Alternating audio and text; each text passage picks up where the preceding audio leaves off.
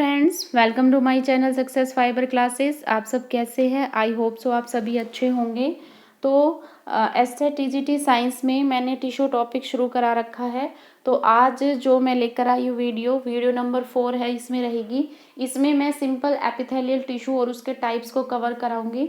I hope आप लोगों को ये वीडियो अच्छी लग रही होगी। ठीक है, ये वीडियोस आपकी 100% हेल्प करेगी क्योंकि मैं 11th-12th की बायोलॉजी से आपको पढ़ा रही हूँ। ठीक है, तो हमारा काम क्या है कि सिर्फ अगर हम 6 to 8 के लिए टीचर बनने के लिए एग्ज़ाम दे रहे हैं तो हमारा कर्म कितना है कि हम पूरा सिलेबस अपने आप पढ़ें। ठीक है, 9th 10th 11th 12th मतलब लेवल अबोव करके चले। ठीक है, तो आप इस चीज़ के लिए बिल्कुल भी मतलब वरी मत हुए क्योंकि आपका काम है सिर्फ मेहनत करना। ठीक है, आपका काम क्या है? सिर्फ मेहनत करना, अपने सिलेबस को पढ़ना। ठीक है, पेपर कैसा क्या बनता है, कैसे बनता है, ये कोई भी नहीं बता सकता, है ना। हम तो सिर्फ सिलेबस है वो ही कवर करा सकते हैं। ठीक है, 6 to 8 का होता है तो हम 9 10 11 12 का भी कवर कराते हैं। ठीक है, तो ये यहाँ पर एक प्लस पॉइंट होता है। अब आप जितने भी प्रीवियस ईयर देखते हो एसटेट के, तो कहीं भी सिलेबस उसका फिक्स नहीं है। 2018 का देखोगे तो पूरा पीजीटी लेवल का बना रखा है, और 2022 का देखोगे तो उसमें थोड़ा बहुत मतलब 2018 से जैसे जैसे हम ऊपर चलते हैं वैसे वैसे फिर जो एसटेट का पेपर है उसका लेवल थोड़ा सा 9 10th की तरफ चला जाता है, और 2023 तक आते आते 9 10th का लेवल ही रहता है। आपने 2023 का पेपर देखा होगा, कितना इजी पेपर था एसटेट का। पूरा 9 10th, जिस बच्चे ने 9 10th की बुक को पढ़ रखा था, चाहे केमिस्ट्री चाहे फिजिक्स चाहे बायोलॉजी, वो आराम से एसटेट में 120 मार्क्स गेन कर सकता था। ठीक है, तो आप बिल्कुल भी मतलब इस चीज़ के लिए वरी मत हो, है ना। अपनी तरफ से आप अपना 100% है वो प्रिपेयर करके चलो। तो चलिए शुरू करते हैं। सबसे पहले सिंपल एपिथेलियल टिश्यू की बात करते हैं। देखो, सिंपल एपिथेलियल टिश्यू नाम से ही पता चल रहा है सिंपल, मतलब इसमें क्या होगा, शेल की सिर्फ एक लेयर रहेगी, यानी ये जो टिश्यू है ये सेल की सिर्फ सिंगल लेयर से बना होगा। ठीक है, ये मेनली कहाँ पर पाया जाता है? सेक्रेटरी और जो एब्जॉर्प्शन सरफेस होती है उस पर ये पाया जाता है। ठीक, अब ये जो वीडियो मैं आपको बना रही हूँ ना, जिस टाइम मैं रिकॉर्ड कर रही हूँ, मैं सेकंड टाइम कर रही हूँ क्योंकि जब मैंने फर्स्ट टाइम रिकॉर्ड की थी ना, मैंने पूरी चैनल पर अपलोड भी कर दी थी, लेकिन बाद में देखा कि उसमें तो वॉल्यूम ही नहीं आ रही। फिर सेटिंग में जाके देखा कि वॉल्यूम बहुत ज़्यादा कम थी, तो मैंने अब वॉल्यूम को एनहांस किया है, बढ़ाया है। ठीक है, तो आई होप अब वॉल्यूम है बिल्कुल अच्छे से आ रही होगी।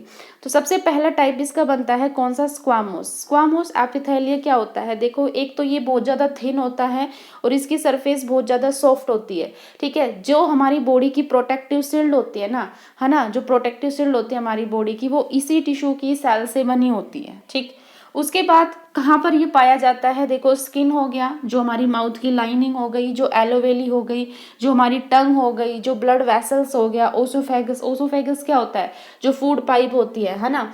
तो उन सब में क्या होता है? यही टिश्यू पाया जाता है।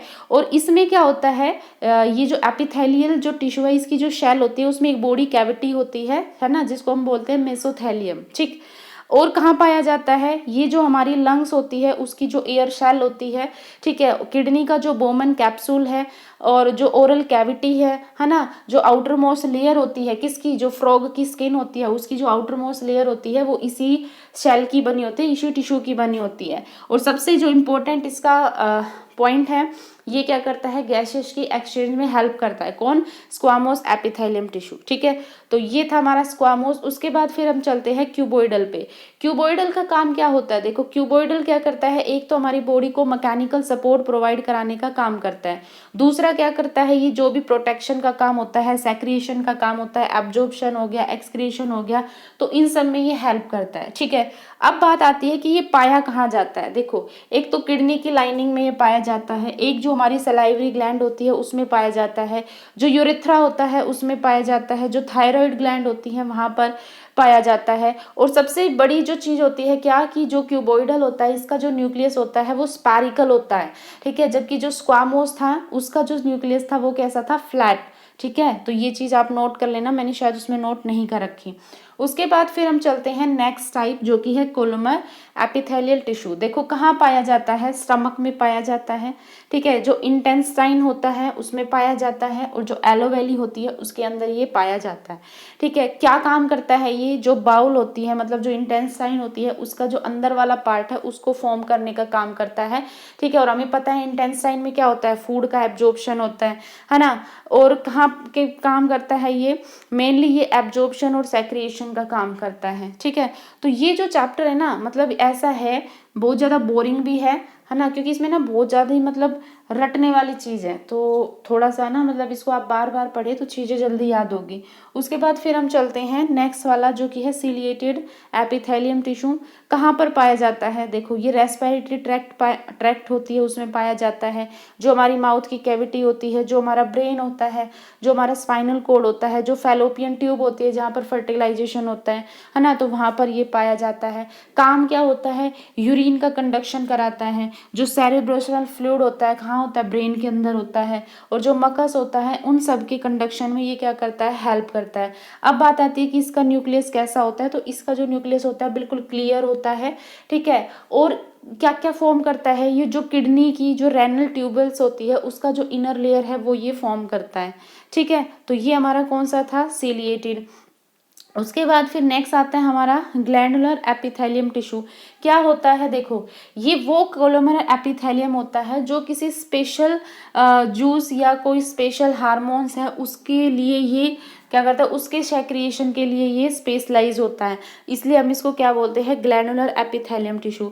कहाँ मतलब बेसिकली कहाँ पाया जाता है, जो एनिमल्स की जो वेरियस ग्लैंड होती है उसमें ये पाया जाता है ना। इस टिश्यू की जो सेल होती है वो कोलम होती है, कोलम टाइप की होती है इस तरह से, ठीक है। और कैसी होती है, रेक्टेंगुलर होती है, ठीक। उसके बाद जो ये टिश्यू होता है इसमें दो टाइप की ग्लैंड होती है, एक यूनिसेलुलर मतलब जिसमें एक ही सेल होती है, और दूसरी होती है multi cellular gland. Unicellular gland है ये मेनली कहाँ से सेक्रिएट होती है, इंटेस्टाइन और मकस मेम्ब्रेन से ये सेक्रिएट करता है। कहाँ पर मतलब इसका एग्जाम्पल क्या होगा, जो एलिमेंट्री कैनाल की जो गोबलेट सेल होती है उसमें यूनिसेलुलर ग्लैंड होती है। उसके बाद फिर हम चलते हैं मल्टी सेलुलर ग्लैंड जो कि इसका सेकेंड टाइप है। मल्टी सेलुलर ग्लैंड क्या होती है, नाम से ही पता चल रहा है इसमें ग्लैंडुलर सेल का पूरा ग्रुप होगा जो डेप्थ में पाई जाएगी। एग्जाम्पल क्या हो जाएगा, जो सलाइवरी ग्लैंड है वो, ठीक है। उसके बाद लास्ट जो टिश्यू मैंने आपको बताया था वो था स्यूडो स्ट्रैटिफाइड एपिथेलियम, ठीक है, स्यूडो स्ट्रैटिफाइड एपिथेलियम।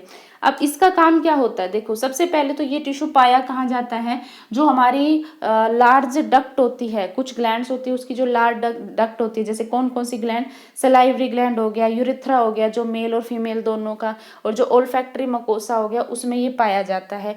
काम क्या होता है इसका, प्रोटेक्शन का काम करता है और सेक्रेशन का काम करता है ना। और क्या करता है ये, जो मैन होता है उसका जो यूरिनी ट्रैक्ट होता है ना, जहाँ से यूरिन फ्लो करता है, तो वो जो यूरिनी ट्रैक्ट होता है उसके अंदर से ये यूरिन और जो सीमन होता है उन दोनों का फ्लो कराने में हेल्प करता है, ठीक है।